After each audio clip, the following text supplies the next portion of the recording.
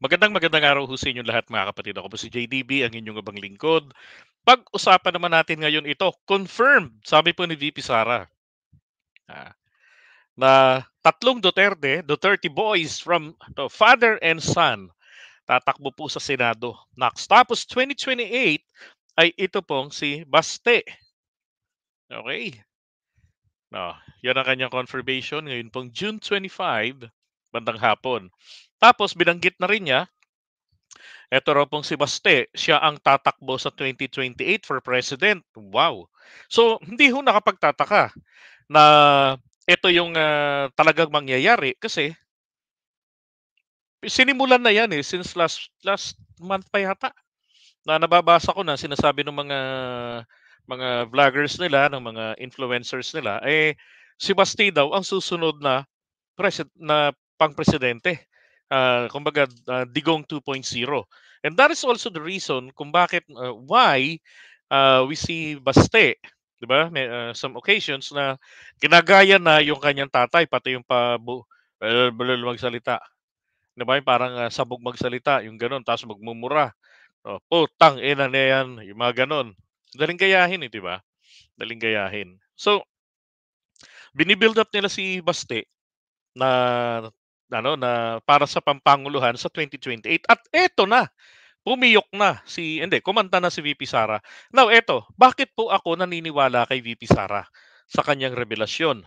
Simple lang, kung si Tatay Digong ang nagsabi nito, hindi ako maniniwala. Alam niyo naman 'yun, balintongin 'yung pagsalita, 'di ba? Pero si Sara kasi nasubukan na natin 'to, eh. Gaya nga ng sinabi niya, kung ano yung sinabi ko yun na yun, pinaninindigan ko yan. Hindi ako katulad ng iba diyan, sabi niya dati, 'di ba, na ang daming mga kung ano-anong kuskus balungos. Sa'kin kung ano-ano, yun na yun talaga. So that's Sara Duterte, oo. Kaya nga sabi ko hindi madaling hindi mahirap na masiguro natin noong nakaraang halalan na tatakbo siya pang-Vice President. Kasi sinasabi niyang ayaw niyang magpresidente talaga. Pero hindi niya pa sinabi nun na hindi siya interesado o baka hindi niya magustuhan din ang mag-Vice President. At yun nga po, nangyari yung ating hula na magva-Vice President siya. It's gonna be a BBM Sara Duterte. Tandem, 'di ba? At pareho pa silang nanalo via landslide. Now, sabi niya kanina, sabi daw po ng nanay niya, "Ikaw bumalik ka dito sa Davao, balik ka rito sa Davao para mag-mayor." Bakit? Para mag-mayor from vice presidency? Why not? Si Leni Robredo nga magme-mayor, eh. Oh, dating vice president, 'di ba? Sinabi rin naman kasi ni Sara, 2034 ang kanyang pangarap. So, what's gonna happen is this, mga kapatid. So, sa darating na 2028, target nila si Baste ang patatakbuhin pampanguluhan. At kung ito po ay manalo, another Duterte naman, which is si Sara na ang tatakbo sa pampanguluhan. See? Ang tanong ito, kanina nagdidiskusyon kami sa grupo namin nila Mami Peng sa GC. Buhay pa kaya nun si Duterte? Alam nyo, ganito lang yan eh. Bakit kinakailangan, no?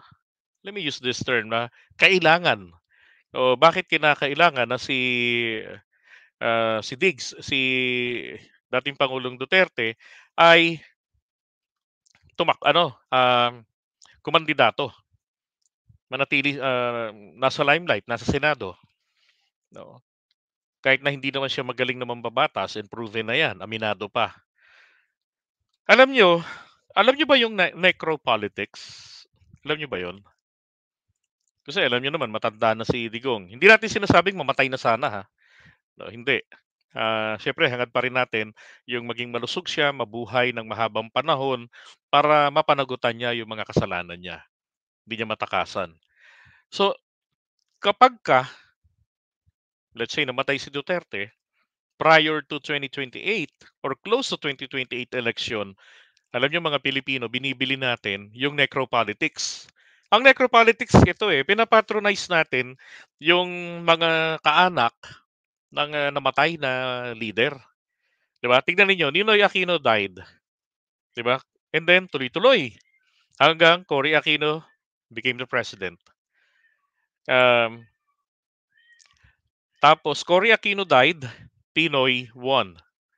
'Di ba? Konti lang ang pinanalo niya kay Erap. Si Erap sana ang presidente ulit. Iyak na naman ng China sana. Tapos FPJ died, Grace po became senator. 'Di ba? So rito kaya ganun din, 'di ba? Digong died, so masisiguro ang pagkapanalo, pampanguluhan ng kanyang bunsong anak. So isa rin po 'yan sa nakikita natin dito, 'di ba? Kasi pupuwedeng ano, pupuwedeng gano'n na nga na na patakbuhin para this is, in short word, this is for family preservation or self-preservation. And besides, kapagka naging, senador ka, meron kang immunity.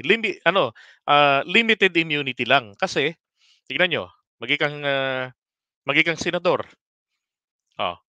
while the Congress is in session, so tres hindi ka 'di ba, hindi ka mahuhuli-huli.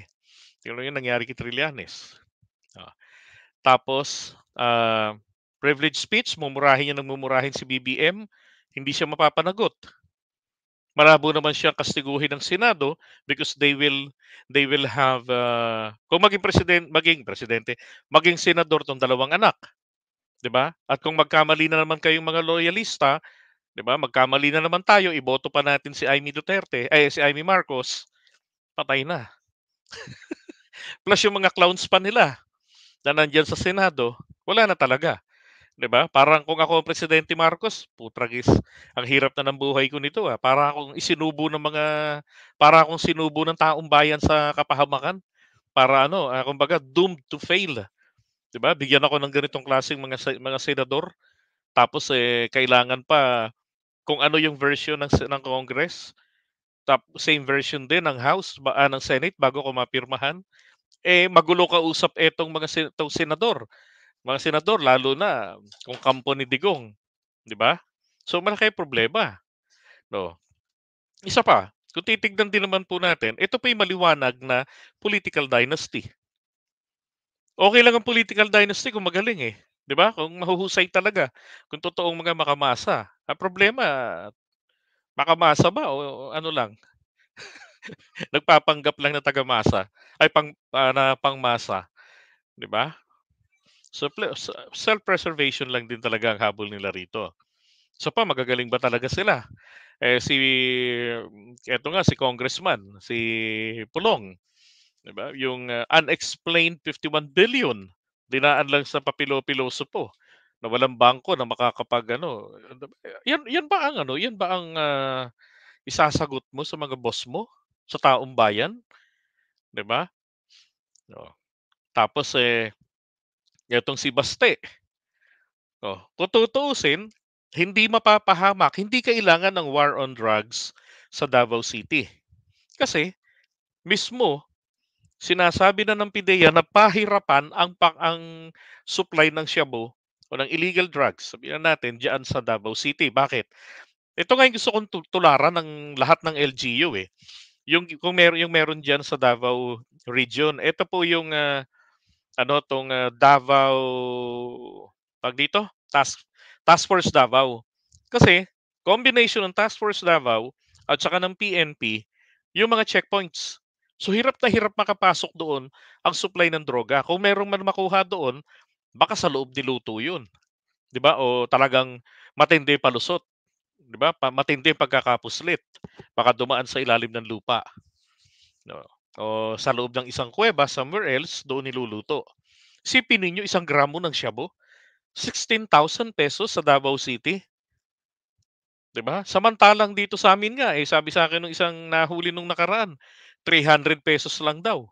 Ilang gramo na 'yun, oh, 'di ba? Kasi tinitignan dito yung law of supply and demand. Pero bakit niya pinagpipilitang bumalik ang droga?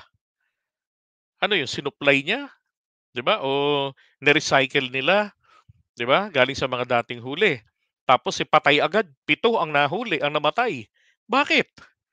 'Di ba? Bida na sa War on Drugs Declaration tapos 7 yung namatay. Hindi na makakapagpaliwanag yung mga namatay, 'di ba? Tapos bida na siya. Ngayon nagkakaroon ng mga imbestigasyon, kawawa yung mga yung mga nadamay ng mga kapulisan, ang dami nila. So, inalis tuloy sa puwesto at naka-floating sila ngayon, nasa holding sila, 'di ba? Eh, ang tanong, makabubuti ba sa kanila 'yun, 'di ba? Ilan lang yung gumawa nun, ang daming nadamay. Hindi naman mangyayari yung patayan na 'yun kung walang nag-utos o walang nag-inspire sa kanila. Kasi kahit trigger happy ang mga 'yan, magdadalawang isip 'yan, 'di ba? Did he assume accountability? Wala, kinundi na niya pa. Parang hindi siya bahagi ng gobyerno. So, may problema rito si Baste sa decision making. Inuuna yung pagpapapugi, 'di ba? Plus yung background pa niya na alam niyo na, isang, dating Benedictus Adictus. Tapos yung tatay niya binibintang kay PBBM na isang kidney lang na bawal tapos issue nilang malaki, 3 minutes. O nung pinaliwanag na ng mga eksperto kung bakit 3 minutes lang, 'di ba, yung resulta ng drug test ni PBBM na nahimik na sila.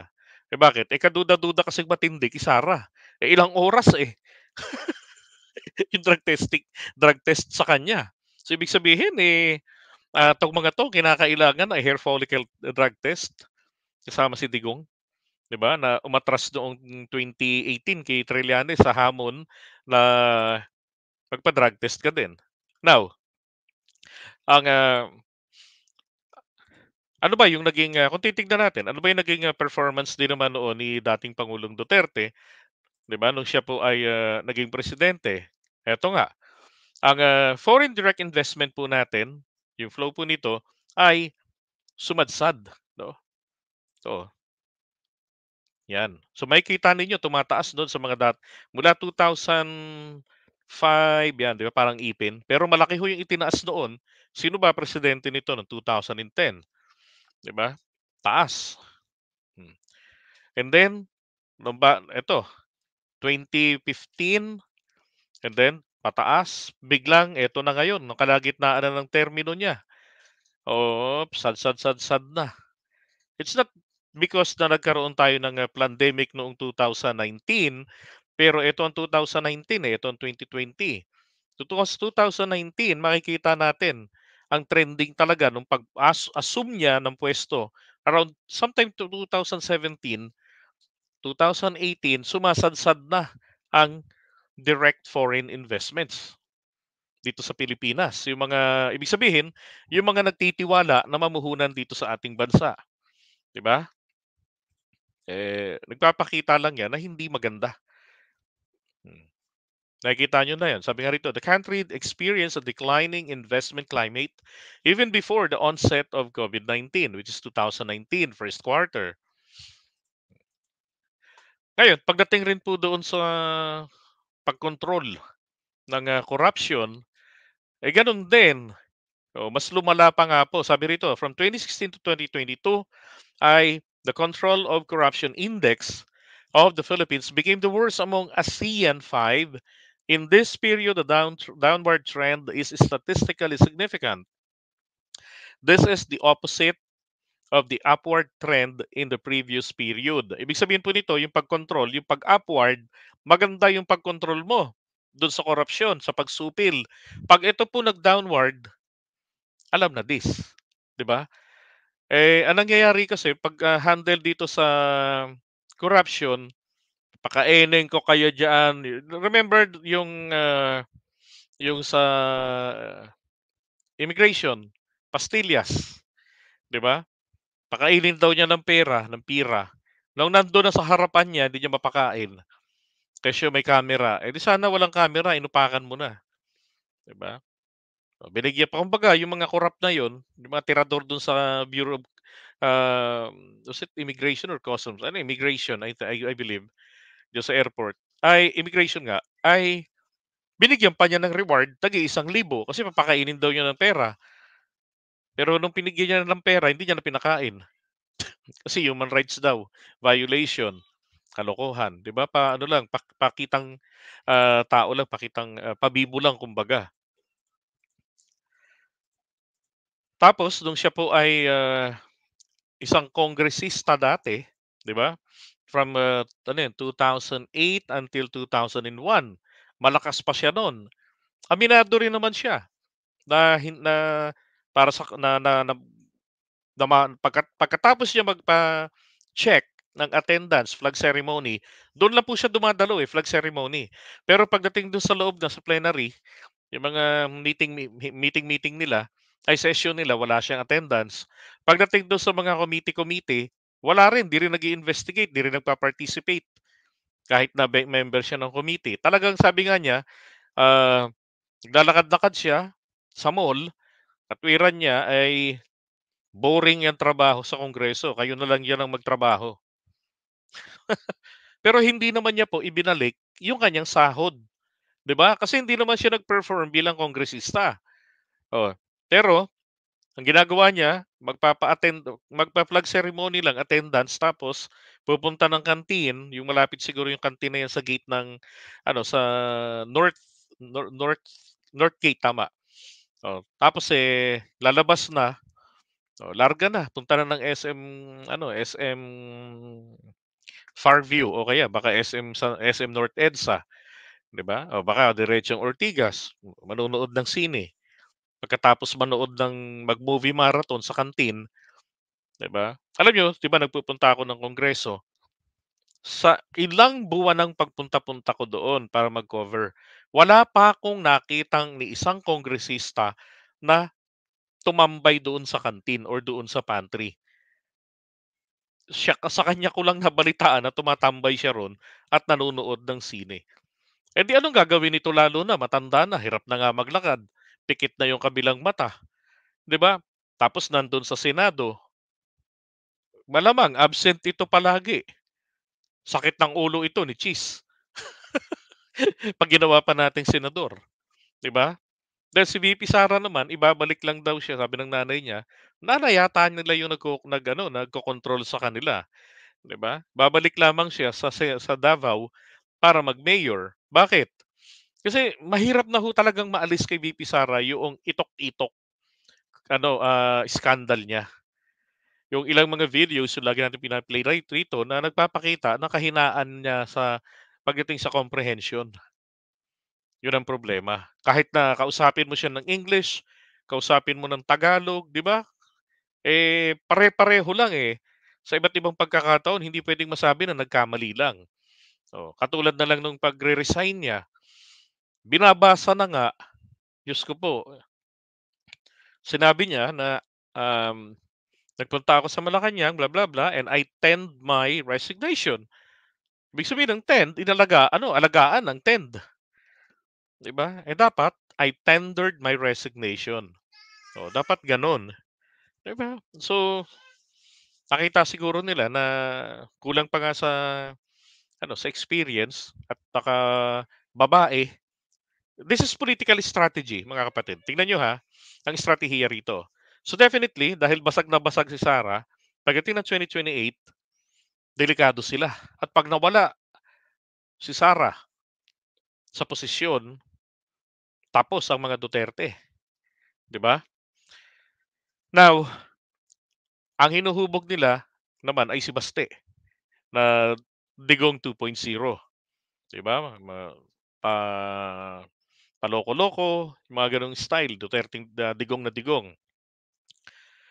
Tapos 2028 magtatakbong presidente, 'di ba? Tapos si Sara habang, nababaon sa limot ng taong bayan yung itok-itok niya, pagdating ng 2036, here comes Sara Duterte. Siya naman ang tatakbo, 36 si Sara naman ang tatakbo para pampanguluhan. Oh, and then eto namang si Pulong ang kanyang vice president.